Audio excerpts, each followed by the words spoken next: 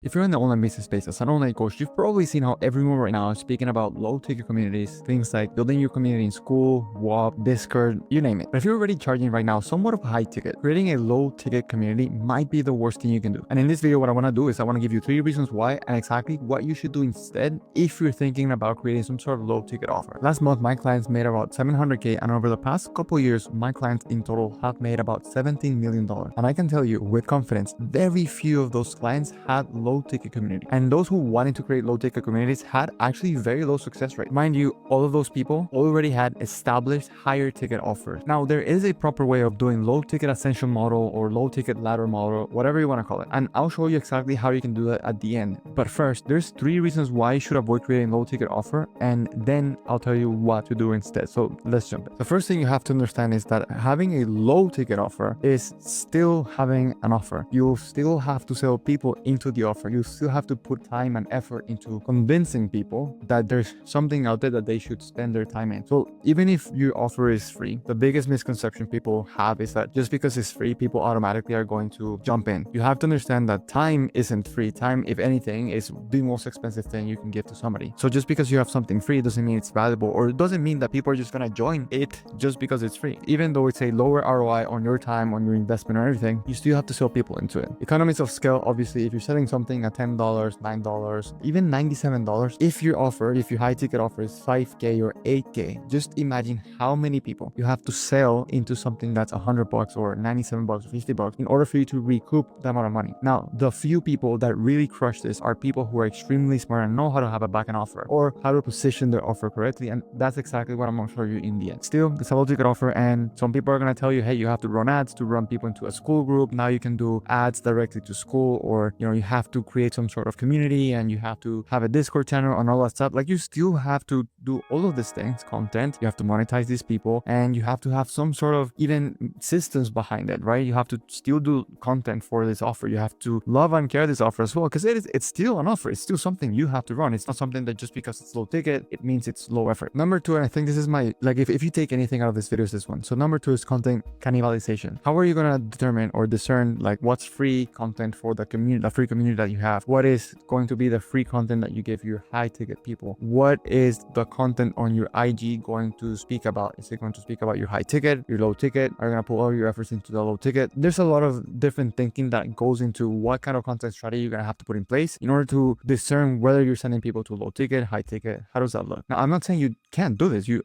absolutely can. But these are things a lot of people don't think about before they jump into, I'm going to create a free school community. What are you going to be posting in your free community versus what are you going to post in your high ticket community? Like, how are you going to discern between those things? Are you going to combine them both? Are you going to answer questions that people ask if they pay for low ticket, but they're also in the high ticket group? And if you're meshing those things, like, how are you going to discern between all of those things? It's still something that you have to think about. And this goes into your time constraint as well. Like, you should be working on higher ticket things that move the needle forward in an economic perspective and also impact perspective. Because I'm sure, you have to remember, like, those people who pay attention. So even if you charge $1 for your free ticket thing, and then you take this free ticket thing and you charge, $1,000 for it, the people who pay $1,000 are going to get most results, more than likely, because those who pay attention. Simple. Why should you work on things that are low ticket versus you could be working on things like in your high ticket offer, your sales training, your YouTube content, your hiring, your delivery for people who paid you way more money. And then again, you're also going to be thinking about, well, you know what? I forgot about to post on my free community. I should post something to,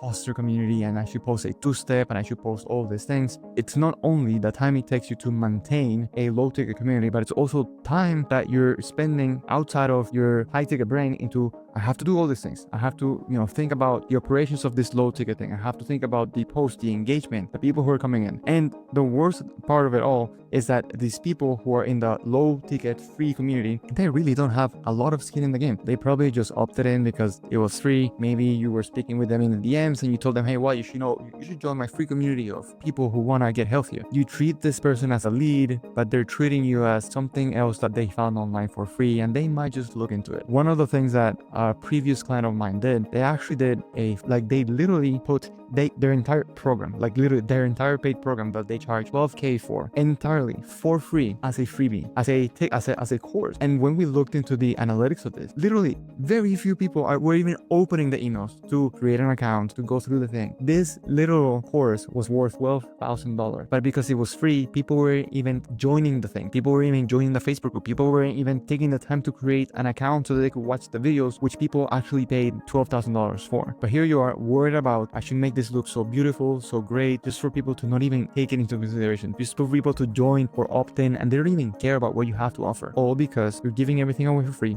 There's no skin in the game, and it's just a headache. You're doing things wrong. Lastly, even if it's free, people are still going to judge you. So even if you put something out for free, that's going to be what people think about you. Like if the thing that you're giving out for free, it's shit, people are going to think your paid thing is shit. It's just how it is. Even if it's free, people are going to judge you. And then again, this is going to hurt your high ticket conversion. So all in all, you're probably thinking, why am I even thinking about doing a free thing where I could just spending all my time doing a high ticket offer, a high value offer? That's the point of this video. I want you to reconsider. I want you to think about that. Now, again, I'm not saying you can't do a low ticket offer, ascension model, you can do it. And I'm going to show you exactly how to do that. But especially right now, if you're an online coach, and even I have clients that are making 100K and they're solo. It's just them and maybe a CSM running the operations. They don't have a low ticket thing. They're just running everything high ticket. I have other coaches in my program who are making 100K, but they have a full-on fledged thing and they've tried low ticket stuff. It hasn't worked. But when we put all our time and our energy into the high ticket thing, guess what? People get better results. People are more committed. People have more skin in the game and they make more money and everyone else is happier. What I want you to avoid is overworking yourself and the return isn't there for you. I don't want you to think that the way to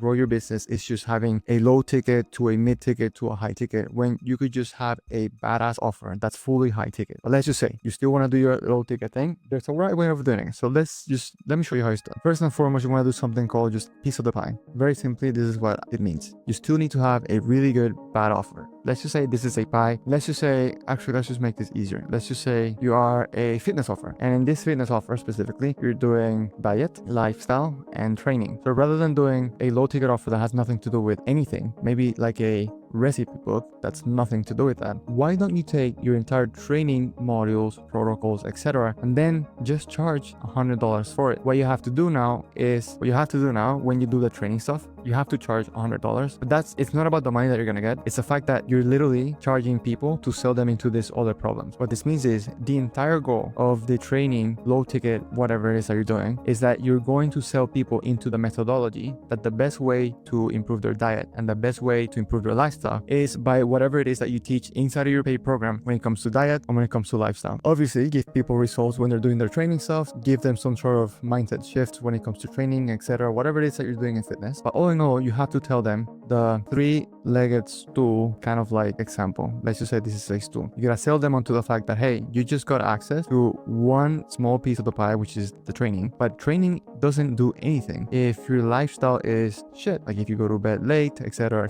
or if your diet is shit and you don't know exactly what to eat. The best way to understand what's the best way to eat, what's the best way to improve your lifestyle, just watch this short video. And that short video explains your entire methodology in conjunction, in tandem with the training. And you send people to a longer VSL that's usually like a behind the scenes VSL, meaning not everyone gets access to it, only people who actually pay for your low ticket stuff, which is your training stuff. In this VSL, what you have to do is you just have to sell people into the other two things that they're missing. You're not selling people into training because they already paid you for it. You're selling people into the fact that, hey, you're missing two very important components. You can do this with whatever offer, finance, law, different health, contest prep, etc., all these things. What I don't want you to do is just mindlessly create some low ticket offer that has nothing to do with your high ticket offer. Take your high ticket offer, break it into different pies and sell one pie, but make sure that pie sells the other problem, okay? Hopefully that makes sense. Remember, today, more than ever, buyers are smarter, but they're way more skeptical because there's too much noise in the market. Everyone's like, too much noise in the market. And for that, you have to understand how to create proper content that